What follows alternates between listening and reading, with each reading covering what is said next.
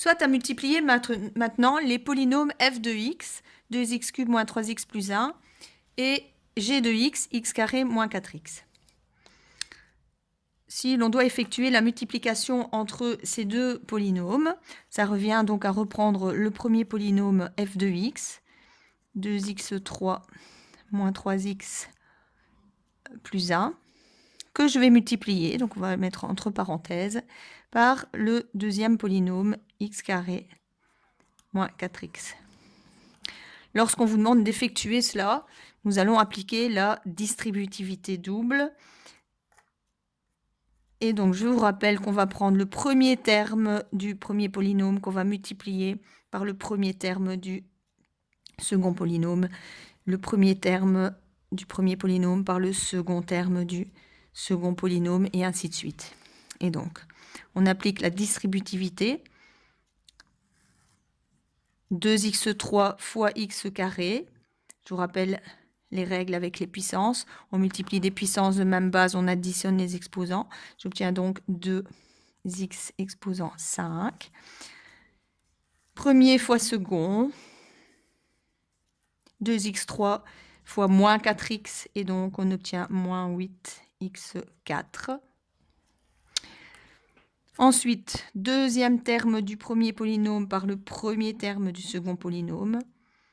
Moins 3x fois x carré moins 3x3. Moins 3x fois moins 4x. Plus 12x2. Et enfin, le troisième terme par chacun des termes du second polynôme. Une fois x carré, moins une fois 4x, moins 4x. Donc, plus x carré, moins 4x. Le terme de plus haut degré, l'exposant le plus élevé est 5. Je n'ai pas d'autre terme en x5, donc on écrit 2x5.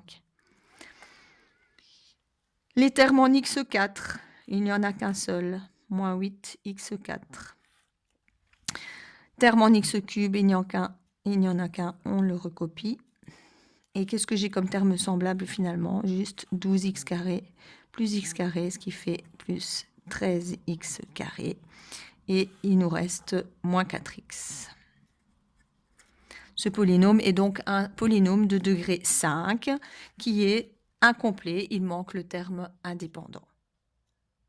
On aurait pu deviner le degré du polynôme produit, donc le résultat est de degré 5.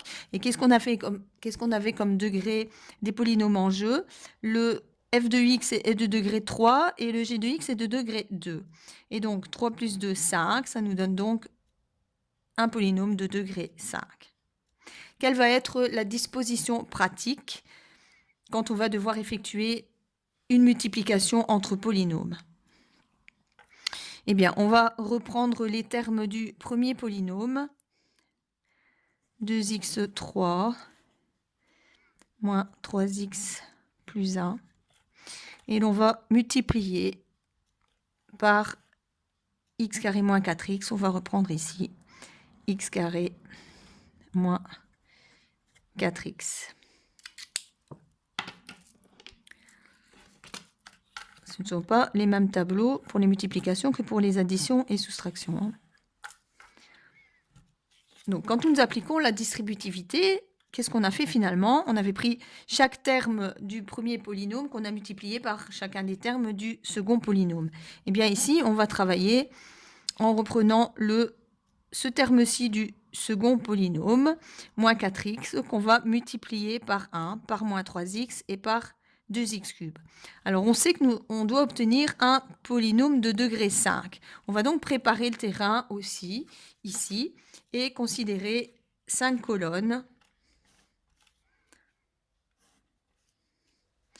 pour placer les résultats, si on veut, de la distributivité. Combien de colonnes faut-il prévoir? Si l'on doit obtenir un polynôme de degré 5, si le résultat est un polynôme complet, on devrait obtenir donc un polynôme ayant 6 termes. Donc je vais prévoir 6 colonnes. Donc 1, 2, 3, 4, 5 et 6. Sur la première ligne, dans les colonnes qui sont ici, donc on va considérer que si on obtient donc le terme de plus haut degré est un terme de degré 5, on va donc disposer dans cette colonne-ci les termes en x5. Ensuite, x4, x3, x2, x, termes indépendants. Et donc, sur cette ligne-ci, on va placer le résultat de moins 4x fois 1, moins 4x fois moins 3x et moins 4x fois 2x cube. Donc, moins 4x fois 1. Ça fait donc moins 4x. On est dans la colonne des termes en x. Moins 4x fois moins 3x, ça nous fait plus 12x carré. Donc ici. Moins 4x fois 2x cube, moins 8x4. Donc pas dans la colonne des x3, mais ici, moins 8x4. Et donc, sur cette ligne, on obtient le résultat de la distributivité de... Donc ici, vous pouvez utiliser des couleurs.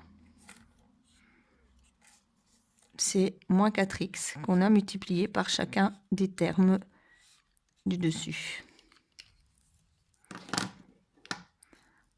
Ensuite, on va distribuer le x carré sur chacun des termes du dessus. Donc x carré fois 1, x carré dans la colonne des x carrés, donc plus x carré. X carré fois moins 3x, moins 3x3 dans la colonne des x3. Et x carré fois 2x3, ça nous fait 2x5 dans la colonne des x5.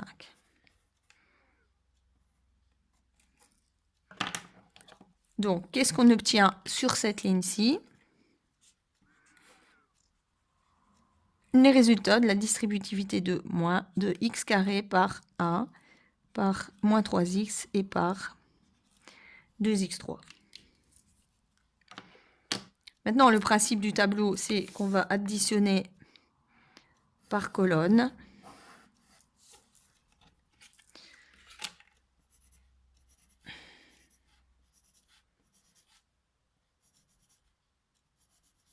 Alors, nous n'avons pas deux termes indépendants.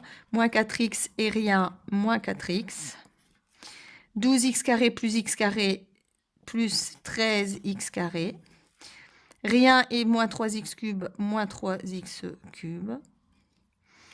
Moins 8x4 et rien, moins 8x4. Rien et 2x5. Donc 2x5. Qu'est-ce qu'on obtient ici sur la dernière ligne? On a donc le résultat de la multiplication de f de x fois g de x. Et donc, on va mettre f fois g de x égale 2x5 moins 8x4 moins 3x3 plus 13x carré moins 4x. Et c'est, si on compare, exactement la même réponse que celle qu'on a ici au-dessus. Et donc, si on peut faire la liaison avec les couleurs, faisons-le.